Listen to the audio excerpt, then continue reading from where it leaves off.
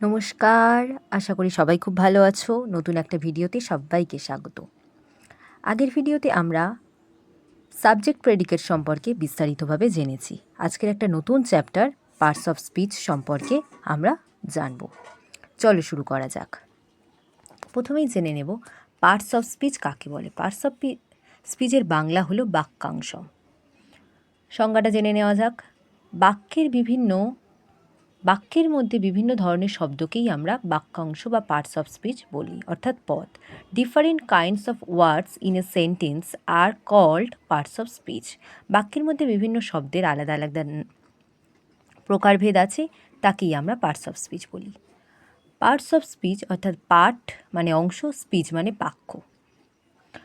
Parts of স্পিচকে কটি ভাগে ভাগ করা যায়? 8টি ভাগে ভাগ করা যায়, যথা নাউন বা বিশেষ্য, প্রোনাউন বা সর্বনাম, অ্যাডজেক্টিভ বিশেষণ, ভার্ব ক্রিয়া, অ্যাডভার্ব ক্রিয়া বিশেষণ, প্রিপোজিশন পদান্বয়ী অব্যয়, কনজাংশন সংযোজক অব্যয়, আর ইন্টারজেকশন বিস্ময়সূচক অব্যয়।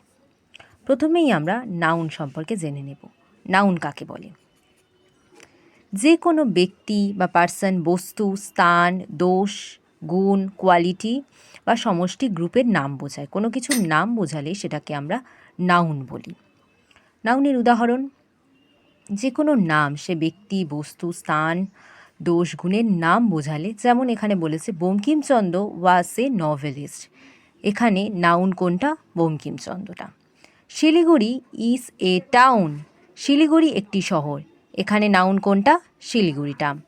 আরও কয়েকটা রয়েছে, যেমন দেখো কারুর নাম এখানে সোহম বলেছে, হোম, ট্রেন, কলকাতা, উট, river, water, honesty, sea, hill, hill মানে পাহাড়, সমুদ্র, এয়ার বায়ু, আইল্যান্ড দ্বীপপুঞ্জ, সিটি শহর, স্টার তারা, চাঁদ, মুন, বাস। যে কোনো ক্ষেত্রে যে কোনো নাম বোঝালে সেক্ষেত্রেই আমরা কিন্তু নাউন বলি বা নাউনের ব্যবহার হয়। নেক্সট হচ্ছে প্রোনাউন। প্রোনাউনের বাংলা কি? সর্বনাম।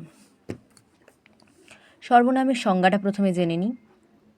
নাউনের পরিবর্তে যে পদ বসে তাকে আমরা বলি প্রোনাউন বা সর্বনাম। কীরকম? এখানে যদি বলি Gavaskar was famous for his batting. Gavaskar তার ব্যাটিংয়ের জন্য বিখ্যাত ছিলেন। অর্থাৎ গাভাস্কার কিসের জন্য? তার ব্যাটিংয়ের জন্য। অর্থাৎ গাভাস্কারের নামের পরিবর্তে এই যে হিজ বা হি, যদি আমরা বলি Bankimchandra was a great novelist, he wrote many novels. অর্থাৎ এই যে বঙ্কিমচন্দ্রের পরিবর্তে তিনি একজন মহান উপন্যাসিক ছিলেন এবং তিনি অনেক উপন্যাস লিখেছিলেন। এই যে হি, তার নামের পরিবর্তে যেটা ব্যবহার করা হলো, এটাকেই আমরা বললাম সর্বনাম বা pronoun. He made 34 centuries in tests. অর্থাৎ গাভাস্কারের পরিবর্তে এখানে হি ব্যবহৃত হচ্ছে। আরও রয়েছে my, me, mine, you, your, they, their, them, him, her, she, our আমাদের, উই আমরা, ইট ইটস এক্সেট্রা। নেক্সট হচ্ছে আমরা অ্যাডজেক্টিভে চলে আসি। অ্যাডজেক্টিভ অর্থাৎ বিশেষণ। নাউন বা প্রোনাউনের দোষ, গুণ, অবস্থা, সংখ্যা, পরিমাণ বোঝানো হলেই তাকে আমরা বলবো বিশেষণ বা অ্যাডজেক্টিভ। অ্যাডজেক্টিভ কীরকম হয়? Mahatma Gandhi was very honest. Mahatma Gandhi খুব সৎ ছিলেন। এখানে গান্ধীজির একটা গুণকে বোঝানো হচ্ছে, সেই জন্য অনেস্টটা হচ্ছে এখানে adjective. 10 sheep are in the field.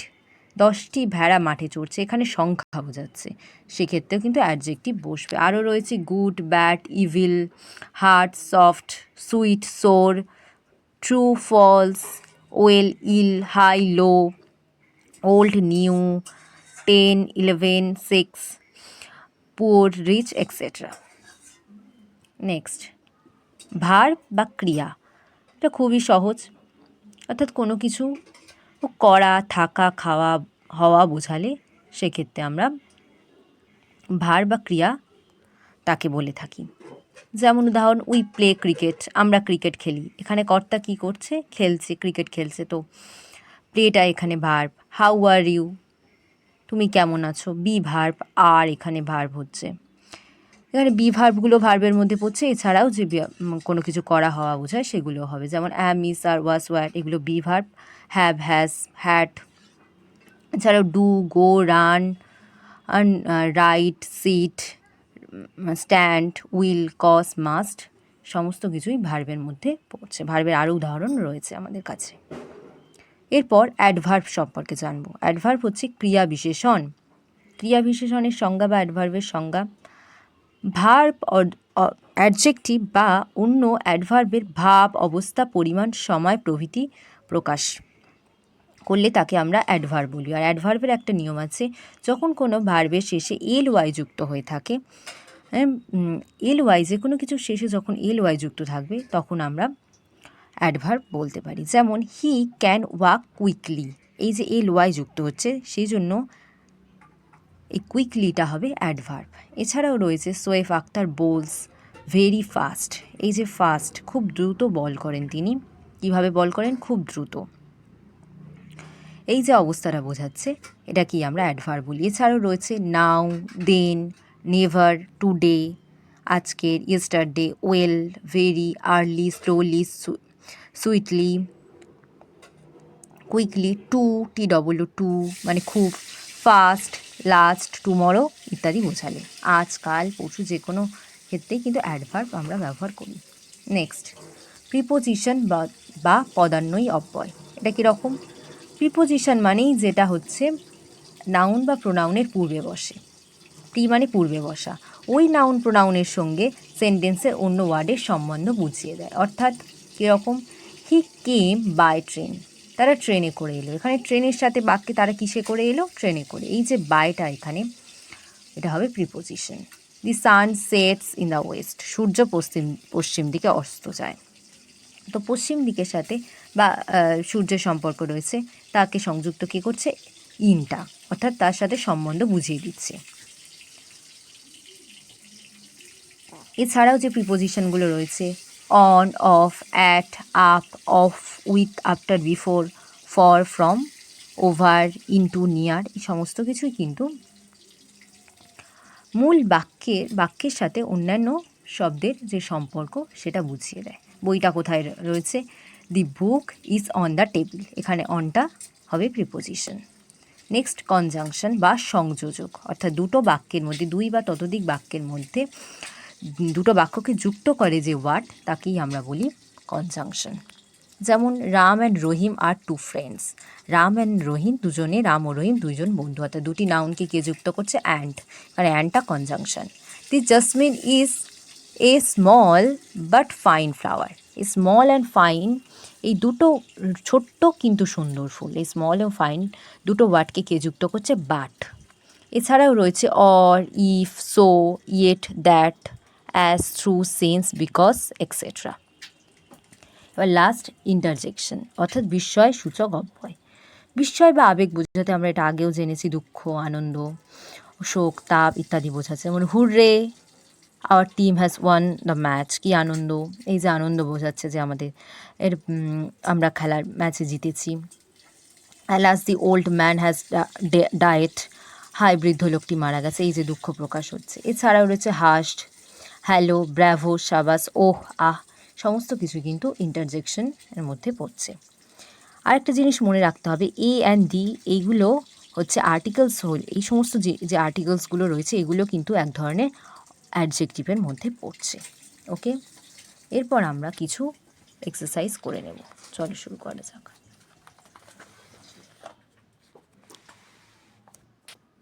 কি বলেছে? Write the parts of speech of each word of the following sentence. কি দিয়েছে প্রথমটা? যুবরাজ সিং, এখানে যুবরাজ সিংটা কি? নাউন।